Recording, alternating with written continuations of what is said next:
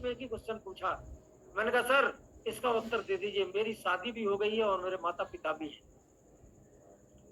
तो वो एक ही बात बोला कि केवल केवल अपनी पत्नी का ख्याल रखना, पत्नी पर ध्यान रखना। कहीं भी सेमिनार मीटिंग में कहीं भी जाते हो पत्नी को लेके जाइए, आपका बेड़ा पार हो जाएगा। और उसकी बात आज भी याद है कि मैं जहां भी जाता था तो पत्नी से कहते थे चलो तुमको घुमा के लाए। अरे साला पॉकेट में पैसा नहीं होता था, पत्नी का टिकट ले लेते थे और टीटी आ जाता था तो मैं जो लेटरिंग होता है ना उसमें मैं घुस जाता था। उनसे कहते थे आप बैठना मैं आ जाऊंगा। सोचना है यार वो समय देखा। लेकिन आज का दिन मैं कई बार बगैर टिकट आया। सोच लेते थे पकड़े जाएंगे तो है तो वैसे ही कुछ नहीं, साला जो घर खाएंगे वहां खिलाएगा। और वहां भी हम डायरेक्ट सेलिंग की बात करेंगे जिस भी कंपनी में काम कर रहे थे। साथियों मैंने लंबे समय तक यही चलता रहा, 9 वर्ष एक कंपनी में काम किया। और वहां भी एक लेवल होता है, बड़ा लेवल होता है टेक्निकल, लेकिन अपलाइन लोगों ने झूठ बोला। मैंने कहा यहां से सपने पूरे नहीं हो सकते, मैंने उसको क्यूट किया। आज भी वो कंपनी चल रही है लेकिन मैंने अपनी तरफ से क्यूट किया। विचार करना है, क्यूट किया। उसके बाद में मैंने सोचा कि आगे आने वाला ग्रोथ किस चीज का होगा। मैं समझ गया हेल्थ सेक्टर में, क्योंकि बीमारियां बहुत बढ़ रही हैं और कुछ तो मिला नहीं। काश अगर उस टाइम रेडस वेलनेस होता तो छलवे होते, और जो कष्ट उठाया वो कष्ट भी नहीं होता। साथियों एक्यूप्रेशर में चला गया, चाइना की कंपनी थी एक्यूप्रेशर।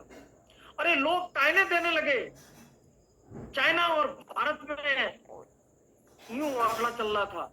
लोग बोले यार तुम देशद्रोही हो, चाइना हमारा दुश्मन है और चाइना के प्रोडक्ट आप सेल कर रहे हैं। साला अंदर से कष्ट तो होता था, लेकिन डायरेक्ट सेलिंग का भूत यहां और यहां लगा हुआ था।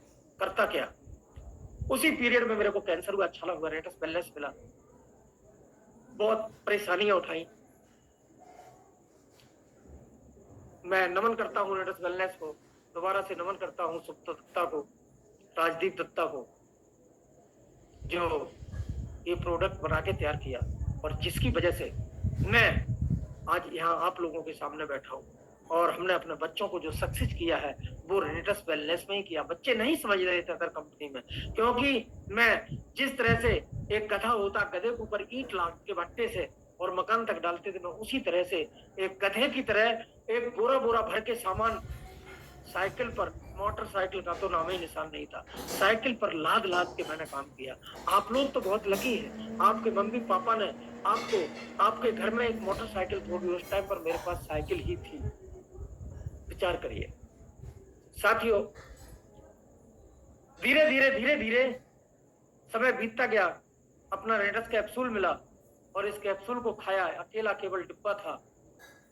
पता लगा कि जब मेरा कैंसर ठीक हुआ तो मैंने उसी टाइम पर केवल एक संकल्प लिया क्या, कि जिस कंपनी को हम 5 साल से एक्यूप्रेशर कर रहे थे उसमें भी कहते थे कैंसर, डायबिटीज, ये सारी बीमारी आपके पास नहीं आ सकते हैं। प्रोडक्ट हमेशा यूज करते थे लेकिन कुछ नहीं हुआ। और इस प्रोडक्ट ने अगर मेरे को सही कर दिया तो हम लाखों लोगों को सही कर सकते हैं। मैंने संकल्प लिया, लाखों लोगों को मैं सही कर सकता हूं, और मैं उतर गया। धीरे धीरे हमारे तीनों बच्चे इसके साथ उतर गए। उन्होंने देखा पापा का कैंसर जैसा अगर